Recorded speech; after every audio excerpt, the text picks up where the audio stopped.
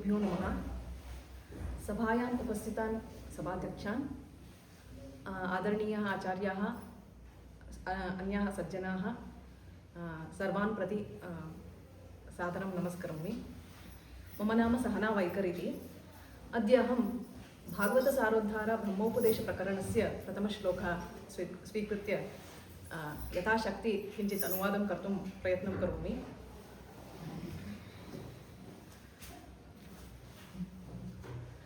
जन्माद्यस्य यतोऽन्वयात् इतरतश्च अर्थेषु अभिज्ञस्वराट् तेने ब्रह्महृदाय आदिकवये मुह्यन्ति यं सूरयः तेजोवारि मृदां यथा विनिमयः यत्र त्रिसर्गो मृषा धाम्ना स्वेन सदा निरस्तकुहकं सत्यं परं धीमहि। अन्वयः: यस्मात् अस्य जगतः जन्मादिकं भवति, यः अन्वयात् इतरतश्च अर्थेषु अभिज्ञः अस्ति, यः स्वराट् अस्ति, यः आदिकवये ब्रह्म तेन हृदा ब्रह्म तेने यत्र तेजोवारि मृदां यथा विनिमयः त्रिसर्गो मृषा अस्ति, यः स्वेन धाम्ना सदा निरस्तकुहकः अस्ति, तं परमात्मनं सत्यं परम् इति धीमहि चिन्तयामः, ध्यायामः इति। जगतः स्वरूपविषये बहवः आचार्याः व्याख्यानं कृतवन्तः। ते स्वरीत्या स्वसिद्धान्तानुसारं भिन्न अभिप्रायान् ते कृतवन्तः उक्तवन्तः। अयं जगत् दृश्यते, इदं जगत् दृश्यते। यत् दृश्यते तत् जगत् सत्यं वा मायया कल्पितं वा? यत् दृश्यते तत् केवलं ब्रह्मणः शरीरं वा तस्मात् भिन्नं वा? केचन वदन्ति अयं तु केवलं जगत् विवर्तः इति। विवर्तः वा, सत् वा असत् वा, अनिर्वचनीयं वा इदं जगत् केवलं ईश्वर अनपेक्षया प्रकृतिपरिणामः वा, प्रकृतिपरिणामजन्यः वा, शून्यं वा क्षणिकं वा इति प्रश्नाः भवन्ति। अस्मिन् जगतः विषये भारतीयपरम्परायां दर्शनशास्त्रेषु महत्त्वपूर्णनिर्णयः आवश्यकः, तद् आवश्यकता अस्ति।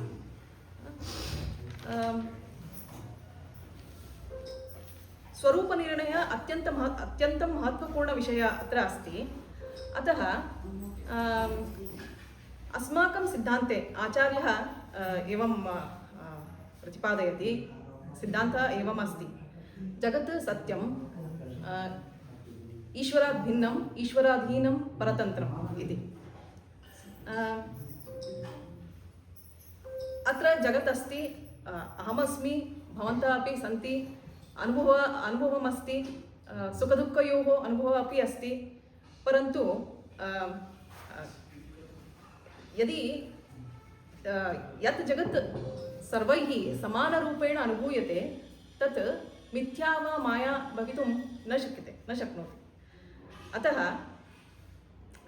अयं श्लोकः जन्मादि इति जगतः विषये एव प्रारम्भं भवति। जन्मादि इति शब्दः परमात्मनः अष्टकर्तृत्वं सूचयति।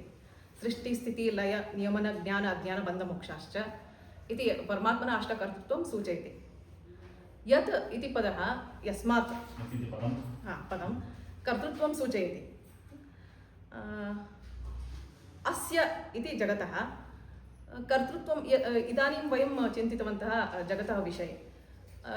जगत्कर्ता आवश्यकः वा न आवश्यकः यदि चिन्तयामः चेत्, घटः अस्ति, चेतन कुम्भारः अस्ति, मृत्तिका अस्ति।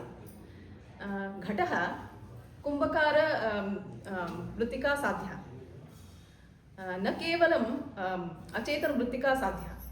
तथा एव जगदपि चेतन भगवत् साध्यं, सर्वज्ञ भगवत् साध्यं जगत्। अनन्तरं यदि वयम् अग्रे गच्छामः चेत् अन्वयात् इतरतः, अन्वयात् इति पदं शब्दः नियमं दर्शयति, इतरतः इति शब्दः नियन्तारं दर्शयति। अत्र कार्यकारणयोः भेदः अपि स्पष्टतया द्रष्टुं शक्यते। अर्थेषु अभिज्ञः इति स्वीकृत्य, अर्थेषु अभिज्ञः इत्युक्ते सर्ववस्तुविषयेषु सर्वज्ञः परमात्मा इति। केचन वदन्ति, पूर्वपक्षिणः वदन्ति जगत् न सत् असत् मिथ्या इति, अविद्यया या अज्ञानात् आच्छादितः ब्रह्म इति। परन्तु टीकाचार्यः वदति अज्ञानात् वा अविद्यया उत्पन्नः वस्तु कदापि नियमयुक्तं भवितुं न शक्नोति इति टीकाचार्यः अपि वदति तत्र। अनन्तरं स्वराट् इति स्वतन्त्रः। यदि वयं जन्माद्यस्य यतोन्मयात् इतरतश्च अर्थेषु अभिज्ञस्वराट् इति वचने अन्वयः अज्ञानं बाधते, इतरतः अभेदं बाधते, इतरत इति पदम्, अभिज्ञस्वराट् च अविद्यां बाधते।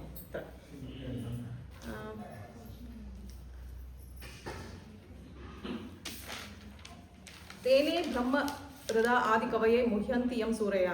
अनन्तरम् आदिकवये चतुर्मुखाय हृदा अन्तःप्रेरणया ब्रह्म वेदज्ञानं तेने प्रकाशितवान् इति। सृष्टेः आदौ स ब्रह्म कस्यचित् शिष्यः न, तत्र ग्रन्थः न, परम्परा न, ब्रह्मोपदेशमपि न, केवलम् ईश्वरप्रसादेन एव अन्तःप्रेरणया परमात्मा वेदज्ञानं चतुर्मुखाय प्रकाशितवान् इति। तर्हि तस्य ज्ञानम् ईश्वरप्रदत्तम् एव, ईश्वरप्रसादेन एव इति सिद्धम् अत्र। अनन्तरं मुह्यन्ति यं सूरयः, यस्मिन् सूरयः अपि मुह्यन्ति, मोहं यान्ति। सूरयः इत्युक्ते अत्र विद्वांसः, महान्तः, देवाः इत्यादयः मोहं यान्ति।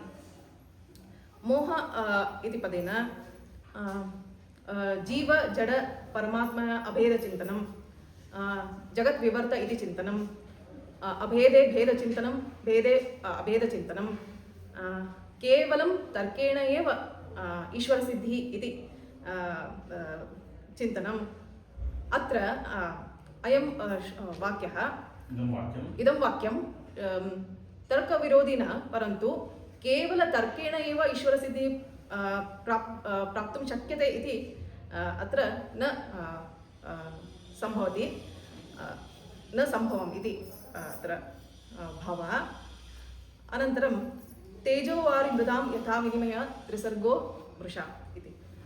तेजः अग्नितत्त्वः, अनन्तरं जलतत्त्वः, पृथ्वीतत्त्वः यथा परस्परविनिमयं परिवर्तनं, पृथ्वीतत्त्वं परस्परविनिमयं परिवर्तनं द्रष्टुं शक्यते, तथा एव त्रिसर्गः, त्रिविधा सृष्टिः, परमात्मनः त्रिविधा सृष्टिः दृश्यते, तदपि सत्यम्, अमृषा न मिथ्या इति अत्र भावः। उदाहरणं, घटः अस्ति, किञ्चित् काले तिष्ठति, अनन्तरं नश्यति। तथा एव अन्यदेकं दृष्टान्तः, बीजमस्ति, अङ्कुरः जायते, अङ्कुरः वर्धते, वृक्षः अपि भवति, अनन्तरं वृक्षः नश्यति। तथा तत् सर्वं द्रष्टुं शक्यते। तथा एव त्रिविधा सृष्टिः अमृषा न इति। अनन्तरं धाम्ना स्वेन सदा निरस्तकुहकं सत्यं परं धीमहि। परमात्मा स्वप्रभावेन एव निरस्तकुहकः अस्ति, कुहकं निरसति इति भावः।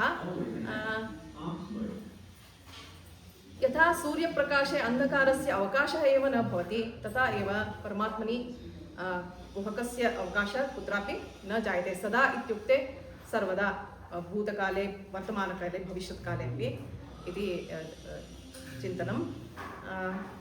सः परमात्मा सत्यं सः सर्वोत्कृष्टः तं ध्यायामः इति अत्र भावः। यथा श्रुतिवाक्यः अपि अस्ति आलोड्य सर्वशास्त्राणि विचार्य च पुनः पुनः इदम् एकं सुनिष्पन्नं ध्येयो नारायणः सदा इति अत्र अन्वयः भवति। सर्ववस्तुविषयेषु यदा आलोचनं कृत्वा यदि वयं चिन्तयामः चेत् तत् ध्यानयोग्यवस्तु नारायण एव इति अत्र भावः। अन्ते यदि अहं समाहारं करोमि इति चिन्तयामः चेत् अस्माकं सिद्धान्तस्य सिद्धान्तः एवम् अस्ति। हरिः परतरः सत्यं जगत्तत्त्वतः भिन्नो जीवगणः हरेः अनुचराः जगत् सत्यं ईश्वराधीनं भिन्नं ईश्वरात् भिन्नं परतन्त्रं ईश्वरप्रसादेन एव मोक्षसाध्यम् इति सिद्धान्तः। प्रदत्तम् अवसरं प्रति अहं धन्यवादः सूचयामि। दोषाः सन्ति क्षम्यताम्। आशीर्वादं